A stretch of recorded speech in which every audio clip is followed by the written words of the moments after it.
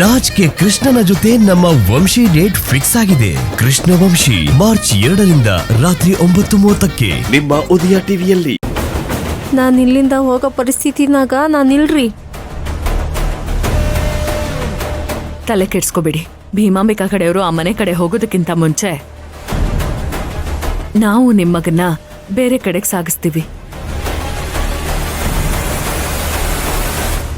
ಆಯ್ತ್ರಿ ಅವರ.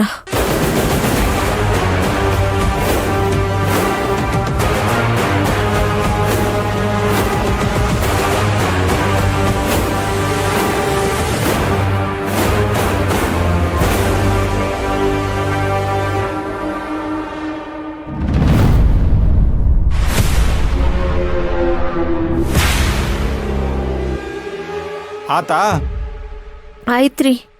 ನಡಿ ಲಗುನ, ಅವ್ರ ಕಾಯ್ತಿರ್ತಾರ.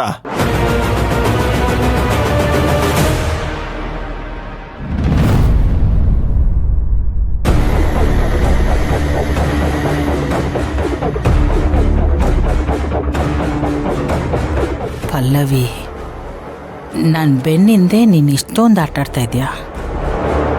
ಅದು ಈ ಭೀಮಾಂಬಿಕಾ ಏನು ಅಂತ ಗೊತ್ತಿತ್ತು. ನಿನ್ನ ನಾಟಕಕ್ಕೆ ಇವತ್ತು ಪರದೆ ಎಳಿತೀನಿ. ನನ್ನ ಕೈಯಿಂದ ಒಂದಿರುವೇನೂ ತಪ್ಪಿಸ್ಕೊಳಕ್ಕಾಗಂಗಿಲ್ಲ. ಅದು ಹೇಗೆ ಅಂತ ನಾನು ತೋರಿಸ್ತೇನೆ.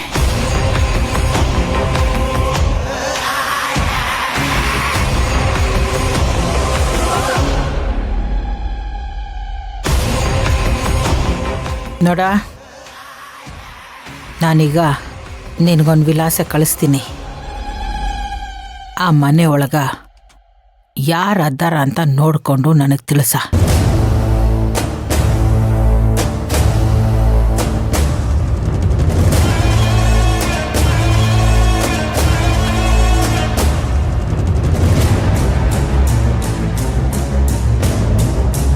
ಪಲ್ಲವಿ, ಇವತ್ತು ನಿನ್ನ ಲಗ್ನದ ಸಂಭ್ರಮ ಅಷ್ಟೇ ಅಲ್ಲ, ಆಯಾ ಮಗನ ತಿಥಿನೂ ಆಗತ್ತೆ.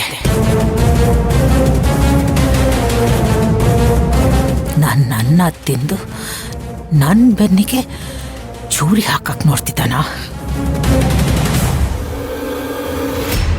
ಅಪ್ಪಿ ತಪ್ಪಿ ಆಯಾ ಮಗ ಈಗೇನಾದರೂ ಅವನ ಅಡ್ಡಿ ಒಳಗಡೆ ಇದ್ರ ಅವನನ್ನು ಕೊಂದ್ರು ನನ್ನ ತಲೆ ಮೇಲೆ ಬರೋದಿಲ್ಲ. ಯಾಕಂದ್ರ ಈಗಾಗಲೇ ಅವನು ನಿನ್ನ ಪ್ರಕಾರ ಸತ್ತಾನ. ಹಾಗಂತ ನೀವುಗಳೇ ದಾಖಲೆ ಸೃಷ್ಟಿ ಮಾಡಿದಿರಲ್ಲ, ನನ್ನ ಕೆಲಸ ಹಗುರ ಆಯ್ತು ನೋಡ.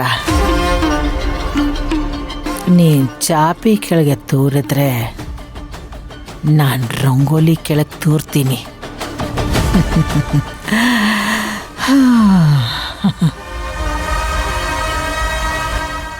ಗೀತಾ, ಗೀತಾ, ಬೇಗ ಬೇಗ ಬಾರಿ. ಎಷ್ಟೊತ್ತೆ ಮಾಡ್ತೀಯಾ? ಹಾ, ಬಂದೆ ಅಜ್ಜಿ. ಬಾ. ಗೀತಾ, ಛತ್ರಕ್ ತಗೊಂಡ್ ಹೋಗ್ಲಿಕ್ಕ ಸುರ್ಗಿ ಸಾಮಾನೆಲ್ಲ ತಯಾರದವ? ಎಲ್ಲ ಇದ್ರಲ್ಲಿದೆ ಅಜ್ಜಿ. ಹಾ, ಇಡು ಮತ್ತ. ಲಗೂನ್ ಬಾರವಾ. ಇಲ್ಲೋಡು, ಇದಕ್ಕ ಚಲೋ ಹೊತ್ತಂಗ ಪೂಜೆ ಆಗಬೇಕು. ಪೂಜೆ ಮಾಡಕ್ಕೆ ಅಂತ ತಂದ್ರ ವಸ್ತುನ ಇನ್ನೊಂದ್ಸತಿ ಪೂಜೆ ಮಾಡ್ತೀರಾ? ಶಾಸ್ತ್ರ ಅಂದ್ರ ಏನ್ ಅನ್ಕೊಂಡಿ? ಮದ್ವೆಯಾಗ ಒಂದ್ ವಿಭೂತಿ ಕಟ್ಟೊಡಿದ್ರು ಅಪಶಕ್ನ ಆಕೈತಿ. ಒಂದ್ ಕನ್ನಡಿ ಹೊಡೆದ್ರು ಅನಾಹುತ ಆಗತ್ತೆ, ಗೊತ್ತಾ? ಹಾ, ಅದಕ್ಕ ಯಾವ್ದಕ್ಕೂ ವಿಘ್ನ ಬರ್ಲಾರ್ದ ಹೋಗ್ಬೇಕಂತ ಎಲ್ಲದಕ್ಕೂ ಒಮ್ಮೆ ಪೂಜೆ ಮಾಡ್ರಿ. ಹೋಗು, ಲಗುನ್ ಪೂಜಿ ಸಾಮಾನ್ ತಗೊಂಬ ಹೋಗು. ಸರಿ ದೊಡ್ಡಮ್ಮ. ಹೋಗೆ ಬೇಗ. ಹೇಳ್ಬೇಕು, ಏನ್ ಮಾಡಕ್ಕಾಗಲ್ಲ. ಹೌದೌದು. ಏನ್ ಹೇಳ್ತಿದ್ದೀರಾ ಮೇಡಮ್ಮು? ಆ ಭೀಮಾಂಬಿಕಾ ಆಯಾ ಹಿಂದೆ ಬಿದ್ದಿದ್ದಾಳ. ಇವಾಗ ಏನ್ ಮಾಡ್ತೀರಾ? ಅದೇ ನನಗೂ ಅರ್ಥ ಆಗ್ತಿಲ್ಲ. ಒಂದ್ ನಿಮಿಷ.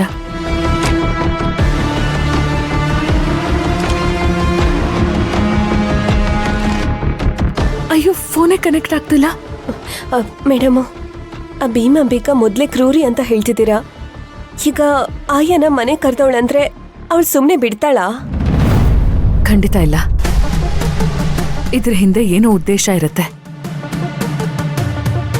ಹೊಡೆದು ಬಡ್ದು ಹಿಂಸೆ ಮಾಡಿ ಎಲ್ಲಾ ವಿಚಾರನ ತಿಳ್ಕೊತಾಳೆ. ಮೇಡಮು ಏನ್ ಮಾಡ್ತೀರಾ ಈಗ? ಬೇರೆ ದಾರಿನೇ ಇಲ್ಲ. ನಾನೇ ಅಲ್ಲಿಗೆ ಹೋಗ್ಬೇಕು. ನಾನೇ ಈಗ ಅವ್ರನ್ನೆಲ್ಲ ಕಾಪಾಡ್ಬೇಕು. ಇಲ್ಲ ಅಂದ್ರೆ ಭೀಮಾಂಬಿಕಾ ಕಡೆಯವರು ಅವ್ರನ್ನ ಎಳ್ಕೊಂಡು ಹೋಗ್ಬಿಡ್ತಾರೆ. ಅಯ್ಯಯ್ಯೋ, ಹೆಂಗ್ ಹೋಗ್ತೀರಾ? ಇಲ್ಲಿ ಮದ್ವೆ ತಯಾರಿ ಎಲ್ಲ ನಡೀತೈತೆ. ನೀವ್ ಆಚೆ ಹೋಗಂಗಿಲ್ವಲ್ಲ? ಹಾಗಂತ ನಾನಿಲ್ಲೇ ಇದ್ರೆ ಅವ್ರ ಜೀವನ ಹಾಳಾಗ್ ಹೋಗುತ್ತೆ. ಆ ಭೀಮಾಂಬಿಕಾ ಅವ್ರನ್ನ ಕೊಂದೇ ಬಿಡ್ತಾಳೆ. ನಾನು ಹೊರಡ್ತೀನಿ. ಪಲ್ಲವಿ ರೆಡಿನಾ?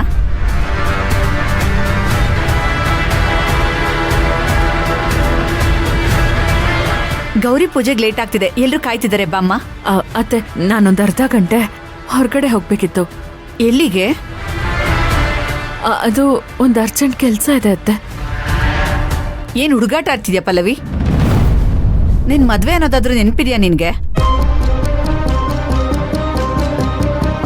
ಅಲ್ಲಿ ನೆಂಟ್ರಿಷ್ಟೆಲ್ಲ ಬಂದ್ ಕಾಯ್ತಿದ್ದಾರೆ.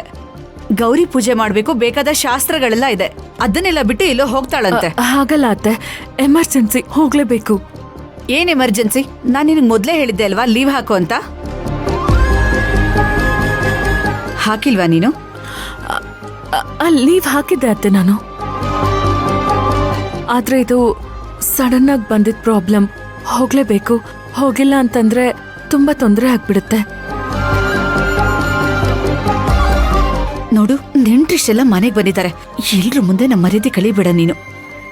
ಒಳ್ಳೆ ಮಾತಲ್ಲಿ ಹೇಳ್ತಿದ್ದೀನಿ, ಸುಮ್ನೆ ಮನೇಲಿ ಇದ್ಬಿಡು ಅಷ್ಟೇ. ಯಾಕಮ್ಮ, ಏನಾಯ್ತು? ಏನೀ ಗಲಾಟೆ? ಇಷ್ಟು ಜೋರಾಗಿ ಮಾತಾಡ್ತಾ ಇದ್ದೀರಲ್ಲ? ನೋಡ್ರಿ, ನೆಂಟ್ರಿಷ್ಟೆಲ್ಲ ಬಂದಿದ್ದಾರೆ. ಇವಳಿಗೆ ಗೌರಿ ಪೂಜೆ ಮಾಡಿಸ್ಬೇಕು ಅಂತ ಕಾಯ್ತಿದ್ದಾರೆ.